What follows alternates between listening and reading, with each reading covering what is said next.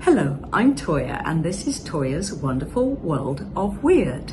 Now, I love short stories. I just love where they take me. They take me there briefly and then I can get on with my daily life. So whether you're about to go to bed and are hoping to dream sweet or frightening dreams, or you're just getting up and you want a bit of escape from the day ahead, or maybe it's your lunch hour, I want to say to you that not all dreams need to be terrifying or disturbing. Sometimes they can just be miraculous. This is the Puca. The little girl opposite Cynthia and Fred was having an awful time. Her young parents had split, leaving her mother and her needing to move to the other side of the USA to live with her grandparents. Adding to the little girl's heartbreak, she wasn't allowed to take her two beloved rabbits with her. So Cynthia offered to take them on. After all, Cynthia had been secretly feeding them and letting them run in her own garden when the young family were out for the day or had an overnight with friends.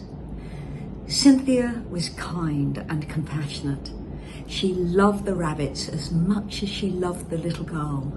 And when the leaving day came, Cynthia and the child hugged and cried for hours after they actually parted company as well. The silence fell as the house opposite stood empty after being so full of life for years.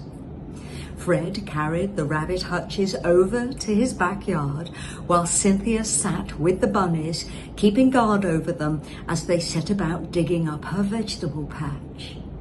Being young rabbits, they jumped and darted all over the garden, making Fred and Cynthia laugh with joy.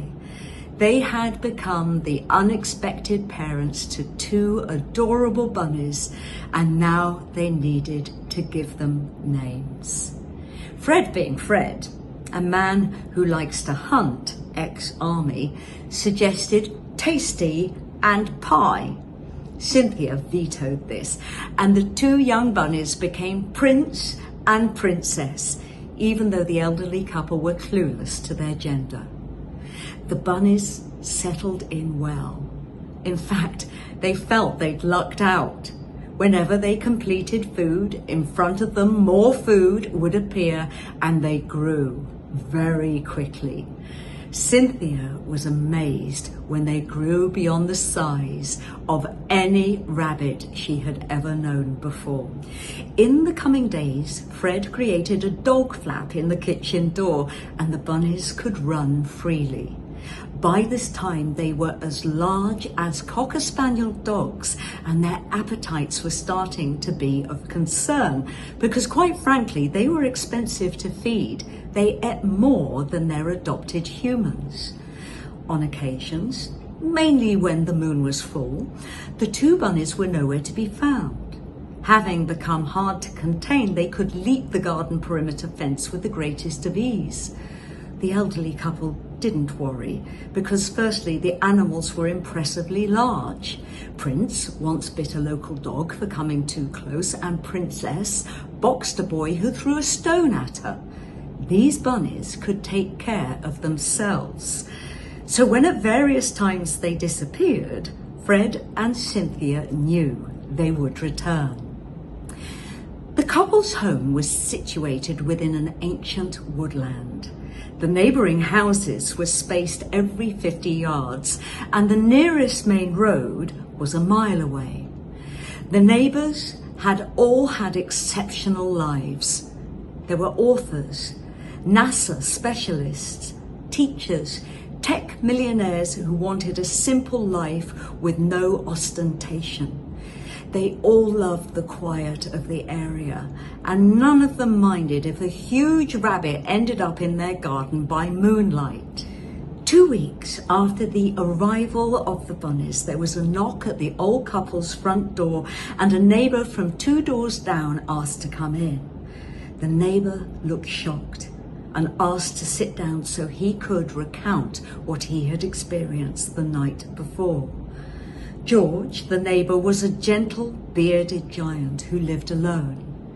He looked up at the couple and he said, If I told you that last night my sister, who passed away when she was 10 and I was 9, appeared to me as solid as living flesh and said how much she missed me, but the other side was astonishingly wonderful. I mean, seriously, Cynthia and Fred, would you think I was losing my mind or having a dream?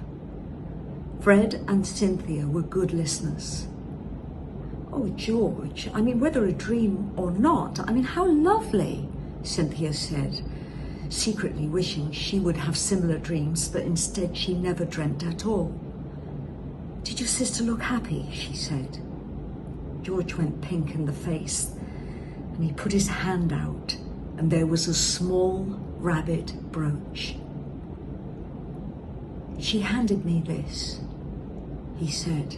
I bought it for her when she was 8 years old. George started to cry uncontrollably. I miss her. I miss her so much.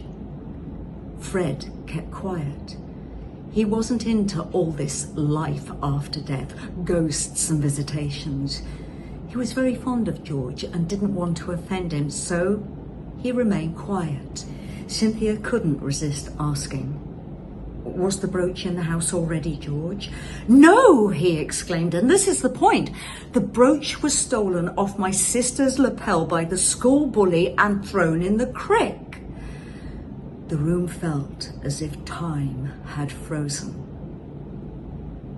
When suddenly 2 energized and ravenous rabbits pounded onto the carpet from outside. There you are, you bad bunnies. Where have you been all this time? Said Cynthia. George smiled and stayed for a cup of coffee so he could be in the company of his sister's favourite animal. And he could relive childhood memories of her still being alive. Life carried on as normal, well, as normal as it can be when you have 2 rabbits in your lives that were now approaching the size of Great Danes. Within the local community, it was considered they just had a growth anomaly and no one batted an eyelid. So coming up to Halloween, a letter was hand-delivered asking if the couple minded if the rabbits were included in the local hay drive and they could be called the Killer Buns. But neither Fred or Cynthia wanted these beautiful animals subjected to lots of petting and noise. It was a month after George's visit that there was a knock at the door again. This time, it was Helga who lived opposite. She was the newcomer who moved into the little girl's vacant house. Helga seemed reticent about something, and Cynthia knew that she had something on her mind. Cynthia, Helga said after finishing her English tea, last night I saw something in the woodland behind the house. And to be honest, I don't know how to convey it to you. Oh, said Cynthia. Nothing worrying, I hope. No, said Helga. I can only explain it as a trick of the light. Oh, please, go on, said Fred. Helga took a deep breath. Okay. As you know, I am a committed Christian. I don't talk to you about it because we all have our own journey of discovery. We all have our own feelings. Helga took another deep breath and continued. Last night, the moon was so bright. I looked out of my window for as long as I could stay awake. The forest was beautiful. Now, I know I was awake when I saw what I saw. I saw a unicorn. It appeared, it was glowing white. At first, I thought it was a practical joke, but as it moved closer, I could see a man with a beard dressed all in white on its back. Cynthia, it came right up to the house, and the man had a crown of thorns. And I was utterly joyous. I cannot tell you what this meant to me. But then the man held up an egg, and he said to me, which came first? Then they turned and rode back into the forest. I ran downstairs and out into the yard and followed as quickly as I could, but they disappeared into the distance. Cynthia could only think to say, that's quite amazing, Helga. I mean, well, are you okay? It must have shook you up. Yes, said Helga, I am more than okay. Oh, and then I was rudely brought back to normality when two enormous rabbits leapt towards me from the darkness. Oh, they are adorable. I mean, how on earth have they ended up so big? They eat too much, said Fred. Helga, would you like a whiskey? Oh, yes, please, Fred. Thank you. It's exactly what I need. At this point, two bunnies called Prince and Princess bounded into the lounge from the kitchen. They stretched up onto Cynthia's lap and licked her face. Then in turn, they did the same to Fred. Then they bounded over to Helga and nudged her, then turned and exited the house. When Helga looked down, there was a blue speckled egg at her feet. Happy Easter, everybody. Big love from Eno, Fripp and Toyah. Mwah!